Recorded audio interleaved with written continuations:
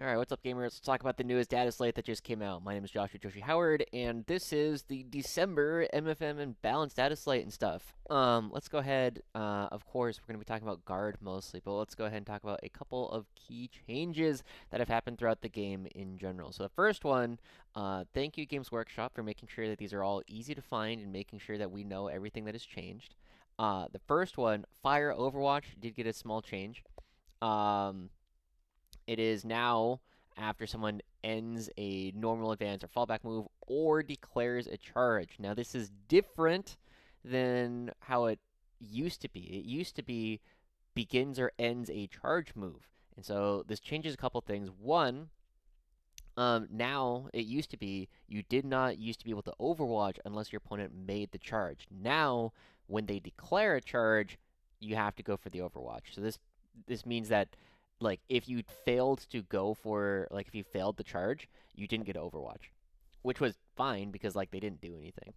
But the other downside of this is it used to be where if you would charge a vehicle or a monster into something, you could shoot at it with an overwatch because the second half of Big Guns Never Tire that says that you can shoot at vehicles and monsters while they are in combat does not have the in your shooting phase restriction to it. So Overwatch is worse now. We could never do it with like blast weapons anyway, but like when you just have a bunch of melta guns on your Lehman Russes and you're just like, here's four meltas with lethal hits, and sometimes you just kill things that way. That doesn't work anymore. Yeah, pretty small change. Mostly hurts us a little bit, but I think this is how most people are playing this rule anyway, so it is what it is. Okay, other important things to know: stratagems that allow closer setup range. So a stratagem that allows you to 3-inch deep strike, like Cosmic Precision or whatever the Tau version of called Shortened Blade, whatever, you can now no longer deep strike closer than 6 inches. So, um, yeah, it's worse. We'll talk about this a little bit more when we get to the rest of the guard stuff. Stratagems that worsen armor penetration. So this is Armor of Contempt and all the different variations of it. Uh, Instead of being for the rest of the phase, it says until the attacking unit is finished making its attacks, each time an attack targets a unit, worsen the armor penetration of that by 1. This is pretty good for us overall, because we are so good at just like stacking AP on a target. We usually don't care about like any individual unit shooting so much as just having like a ton of things that we're going to be shooting. That's something like if we're shooting at a Land Raider, this is really good for us. If we're shooting at Nemesis Dread Knights, this is awesome. If we're shooting at most things that our tanks are going to be shooting at, we're very rarely shooting at something with one tank. So this is generally pretty good for us overall. Um, it doesn't change Scions that much, but generally Scions overkill anything that they were shooting anyway. So those are the main things that are directly applicable to us, or in terms of like the general game. Now let's go ahead and start talking about the rest of the things that are directly affecting guard. And I'm going to be honest, guys, this is a pretty harsh data slate for guard players. We were not the strongest army in the game. Is I think that was Gene Stealers before. Gene Stealers are going to be still be very strong, but guard has gone from like at the worst like a very high A tier, low S tier army to now being like we're probably gonna end up in like B or C tier. So it's pretty. Yeah, C tier is pretty harsh. We're probably gonna end up in B tier after this is done. Anyway, so couple of small changes. The first one, of course, Lord Solar orders can no longer or can only issue orders to regiment and squadron units instead of anything with the Astra Militarum keyword. So this is really big. This impacts a lot of units, and I'll go ahead and talk about my thoughts about that when we get to the MFM.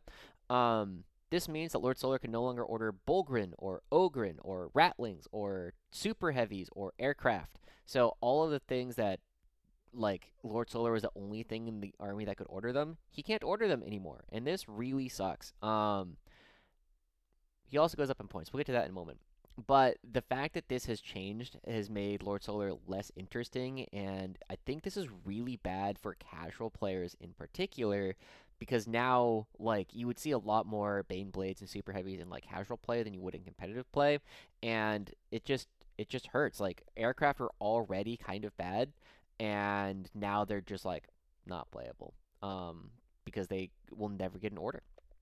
Other thing that happened to the data sheets, Tempestuous Aquilons, precision drop in your movement phase, so we can no longer rapid ingress closer than 9, more than 6 inches. This is as part of, like we said, everything that could go to 3 inches before now goes to 6. Couple other major things.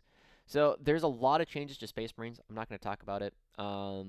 Other minor things have happened, like Custodies have gotten a little bit better because they got their bikes actually do things now. Brews of Flame and like Sisters got slapped, dude. Like it was crazy. The other one, Hypercrypt Necrons. Where are they? Um, went down a unit, so they can only pick up 2 instead of 3, or 4 if they had the enhancement. So that's worth noting. So they can only do 2, and they also have only 6-inch deep strike, so they can't like 3-inch a monolith onto your home objective anymore. So that's a pretty big deal. However, as we'll get to it in a moment, Necrons are still going to be a bit of a boogeyman for us because they just got a new detachment. Other one, Gene Stealers. So this was another army that was giving us a pretty big headache for the past like 2 months. Instead of like rolling a 4 up or a 5 up, depending on what turn it was, you start the game with 10 resurgence points. So you just get 10 points and you can spend it on new things. In general, most people are talking about like, hey, look, Acolyte hand acolytes in general. 2 resurgence points for 5 models. You were taking 2 of them anyway, so now you can recycle them 5 times. You can recycle the same unit 5 times potentially. Everything else is not nearly as good, but I think this is going to be a bit of a problem. And because Gene Stealers were already really strong and they received no points nerfs, I think Gene Stealers are still going to be probably the best army in the game. They also lost Rapid Ingress somewhere in here. Yeah, they cannot be Rapid Ingressed. So those are a couple other things. Okay, let's talk about the thing that you guys all came here for. We're talking about points for Astra Militarum. So this is just straight nerfs. Like we are just straight worse than we were before. There's no ifs, ands, or buts about it. There is the biggest thing is that a lot of the armies that we used to prey on, like Eldar, we don't have the same tools to go after them anymore. So let's talk about what actually changed. Caden Shock Troops. I think this one surprised a lot of people. They went up 5 points per unit of 10. Um, this is. I remember earlier in the edition, I was saying that the best way that Games Workshop could make guard changes such that the difference between like the best players and your average players is like smaller is if Caden Shock Troops went down. Because Caden Shock Troops are kind of like I would only ever take 1 unit of them at most, and almost always as a solar bodyguard. The fact that they went up is, I think, really, really painful for guard players because one, it makes the solar bodyguard less interesting, and two, they were kind of in the first place. But a lot of guard players are bringing Canadian shock troops, and when they should have almost always have been bringing Catachan or Krieg before. Okay, next, Catachan Jungle Fighters. This is pretty deserved.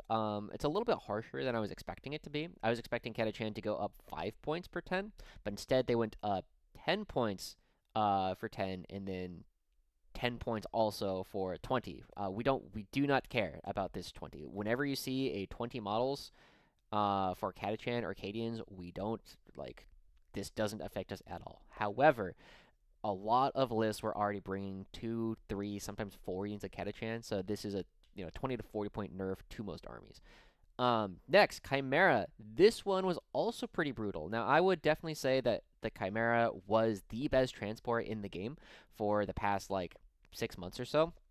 It used to be the Devilfish, then it was the Chimera. And the Chimera is just really good. It just has way too many shots with lethal hits, especially once the was that the Pariah Nexus change. So when that came out, the Chimera just became really good because we just had like lethal hits all the time against targets that it kind of wants to shoot at. Anyway, Chimera's still okay at the price point that they're currently costed at, but the fact that whenever you were taking Catachan, you were generally taking 2 to 3 units of this, and you were taking 2 to 3 units of Chimeras, and those packages each went up 25 points. So that's a 75-point increase on a lot of armies that we were already playing. Gaunt's Ghosts. This one I don't really understand. Gaunt's Ghosts went up 10 points, and we'll come back to this one in a bit. The Hellhound, yeah, this one was pretty deserved. I think the Hellhound definitely should have gone up 10 points. It is a toughness 10, 2 wound, 2 up save model, and that is just a really good breakpoint against a lot of things, right? Meltas are wounding it on 5s. Most, like, melee are putting us on 4 ups instead of 5 ups, like a lot of people kind of expect, and it just takes a lot more to kill a Hellhound than people think. This unit has been good for a long time. Notable absence, the Hydra. 85 points did not change at all, despite the fact that it was a dominant force in John Lennon and Andrew Gagno. And there's been a couple other people who have been experimenting with Hydras at the highest level. This unit is still very good. So if you want to be very competitive over the next like month or so, I'd recommend starting to look at Hydras in your lists. Um, all of our Lehman Russes didn't change. All right, going back to Lord Solar, went up 25 points. Now, I have a bit of thought here in general. So, is Lord Solar like the glue that holds Guard together? Yes, and it basically has been for a while. And I think the major problem with Lord Solar, one, losing access to the orders that he was giving, and also going up points, is he was in every list, but it's because I think the way that the guard index was written is a little fundamentally broken. We don't have squadron orders available to us. We have the tank commander, and if we want to give an order with a tank commander to anything that's not the tank commander, we have to put an enhancement on it. And that just means that basically all of our tanks are not getting orders that they want. And now the only real way to do that is with Lord Solar. So maybe this gets fixed in the codex, but I think this change is another one that is very bad for casual players, and like competitive players will figure it out. But like, really don't like this change. Ogren Squad, I don't understand this one at all. Like 6 models, nobody's running this. Like there's Manuel Gil, one of the top Spanish players who brought it to WCW, and that's like it. He did okay at that tournament. I think it went like 5-3 or something with 3 units of 6 Ogren. Everybody was running units of 3 Ogren, right? You put these in a Chimera, cool. So I guess I'm glad that like this didn't actually affect us at all, but kind of interesting. Okay, continuing on, Tempestus Aquilons. This unit sucks. So this unit used to be able to 3-inch deep strike, used to be able to rapid ingress it 3 inches away from people. That got removed at the WCW FAQ. Now it is completely removed from the game. Nothing can 3-inch deep strike. And I I remember talking to some people about whether or not the Aquilons would be good. If you could 6-inch deep strike them and then charge after that, Aquilons would still be pretty good at 110 points. Or it'd still at least be playable because you're so good at like nuisance charging things, and it helps like put you over the edge to like charge into like cultists or something and take away points that way. However, without that, it's basically like a bit of brief geometry, right? A circle, the area of a circle is like based on the square of the radius, right? And so going from a 3-inch radius to a 6-inch radius means that it's not twice as much of an area that a single model is like zoning out. It is 4 times as much of the area. So the fact that you go from a 3-inch to a 6-inch means it is 4 times harder to find a spot for Aquilons to find, or like to actually drop in. And with 28mm bases, it's no longer super useful as like a move block. It's no longer super useful as like a scoring piece. It doesn't do a lot of damage. Like, I'm pretty sure Aquilons are just dead now, which is really unfortunate because I think the models are super cool. Scions, this was pretty deserved. Definitely going up 10 points per 5 and then 20 points per 10. Makes sense to me. But yeah, so this is overall, this has been pretty harsh. Let's go ahead and take a look at what this actually has done to like some of the lists that people were bringing beforehand. So I'm going to go ahead and start. Oops, that's the wrong one. So this is every guard player who made the top cut at the World Championships of Warhammer and the list that they were bringing. So Bjorn Eriksson, Eduardo Rinaldi, Jack Murphy, John Lennon, John Winter Russell, and Sean Reynolds. And you can see a couple of things have really gone up. Basically everyone, so Katachan, Katachan, Katachan, Katachan. Oh, John Winter was not running Catachan, and then Catachan, right?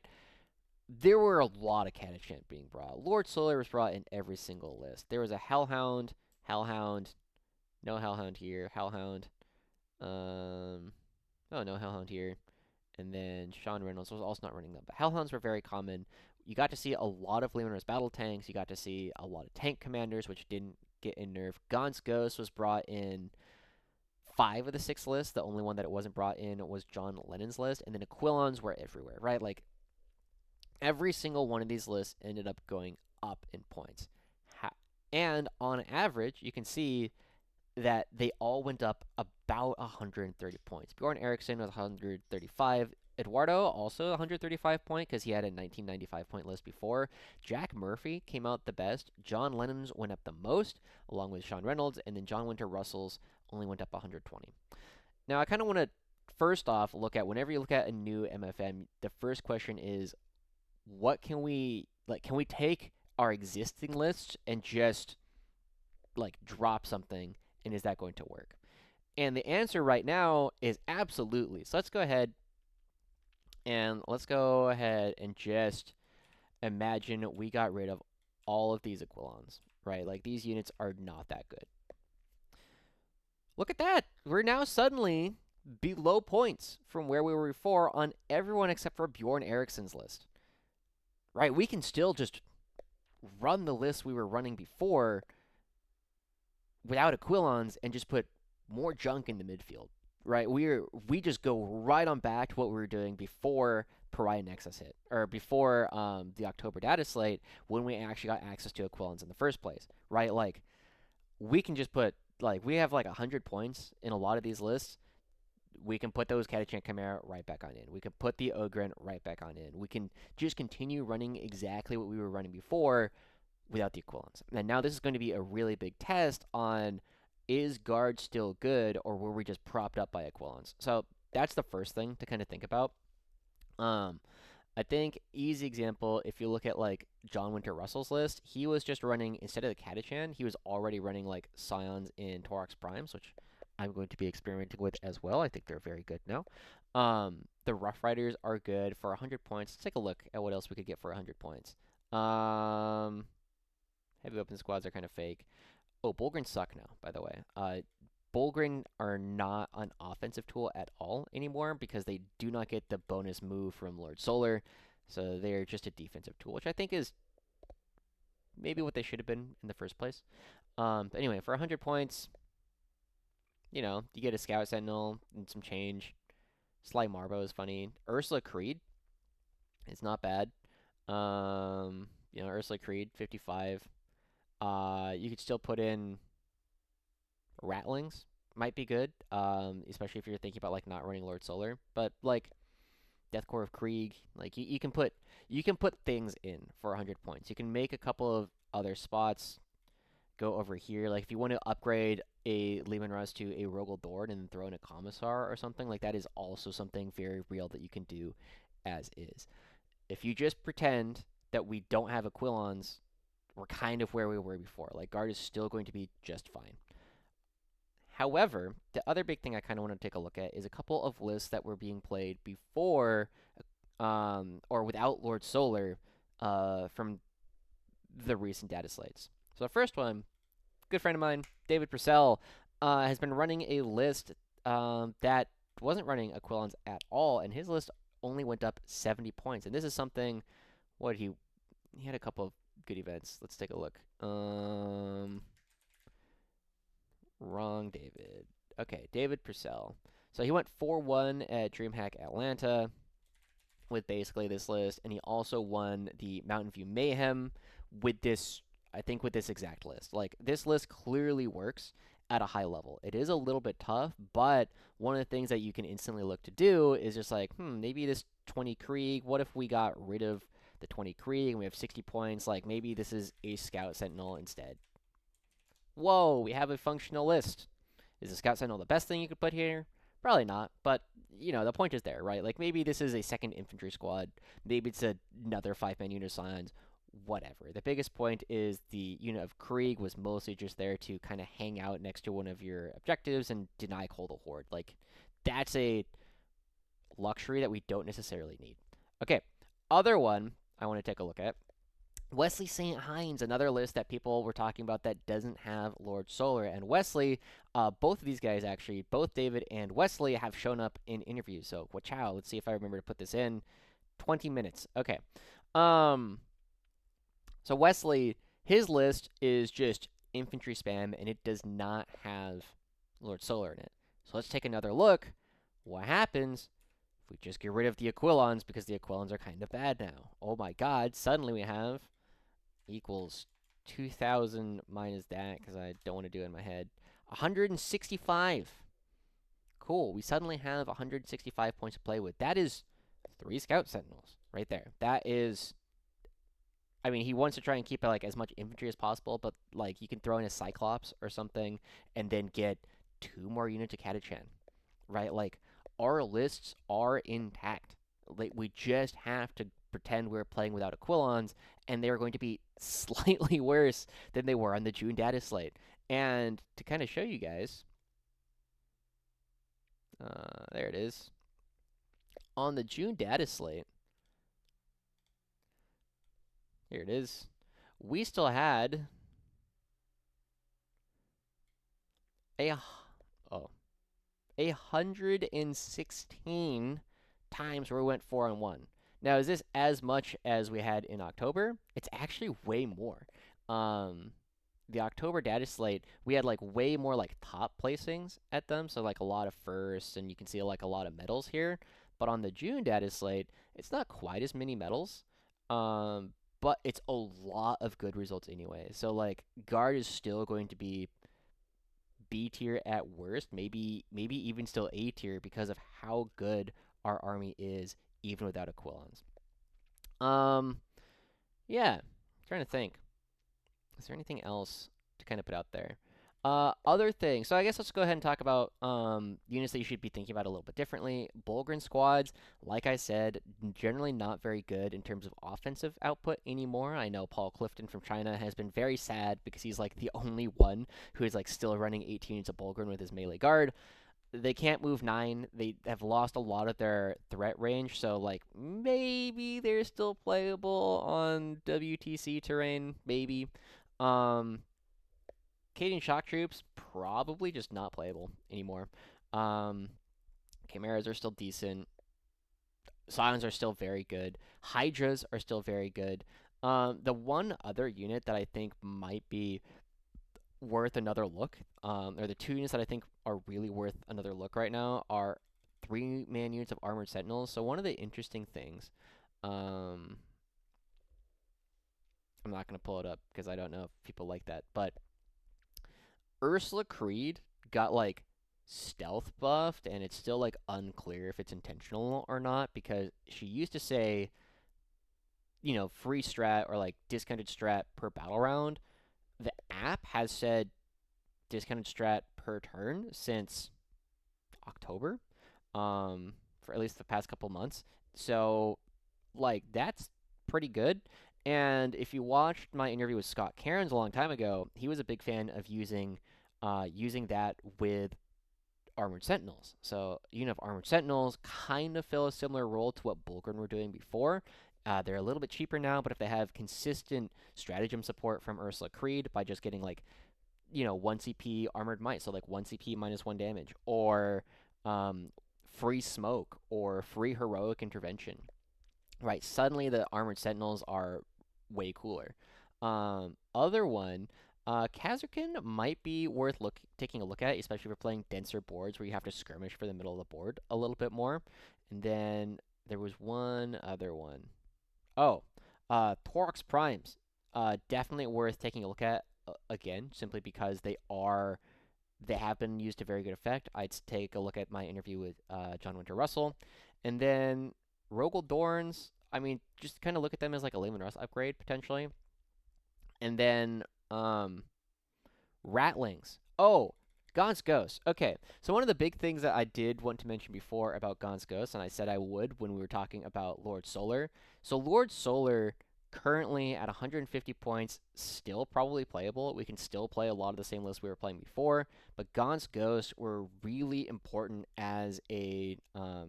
as a tool by which you were just like defending the no man's land. You would use them for the infiltrate, but now they don't have access to that same. Or if you don't bring Lord Solar, you can't redeploy Gaunt's Ghost. So I'm pretty confident that if you aren't going to be playing Lord Solar, you shouldn't be playing Gaunt's Ghost, and you should be playing a unit of 5 Rattlings instead. I don't think I know the new Rattlings are in the app. I do not think the 10 Rattlings are good. Like, I don't care about lethal hits on your snipers. They're still not good. The grenade keyword is funny, but yeah, I don't know. It is what it is. Yeah, those are the big models. Death Core of Krieg with marshals, definitely worth taking another look at, or even without marshals, still worth taking another look at. Overall, I think even in the process of like making this video, I've become less concerned about like the future of guard. We were too strong before. I think it was like 40% of guard players went X and 1 this last weekend. So like guard was very, very good before. We're still going to be very playable afterwards. We're not going to be the top dogs, but we are still going to be very competitive. So just going to keep that one in mind. A lot of the lists that you were running before are still going to work. Drop the Aquilans, and you're kind of back to where you started. And you'll end up losing like a unit of infantry, maybe. So, get good, I guess. Anyway, thank you so much for tuning in. This has been my rambling about like the new MFM. Guard will be good. Some of our matchups will get a little bit worse. Like you're going to start seeing more Eldar probably simply because without 3-inch deep strike everywhere on like GSC and Guard and Necrons, which have been or Guard and Necrons have been like the most popular factions this entire time. You'll see more Eldar because they aren't just getting blasted. They can actually like hide now. Um, so maybe think about putting like heavy weapon squad mortars in if you're playing a lot of Eldar in your area. But yeah. Also, just start thinking about ways to deal with Gene Stealers again, because Gene Stealers are still going to be very good. Anyway, that's all. I hope this has been helpful. See you guys all next time. Bye bye.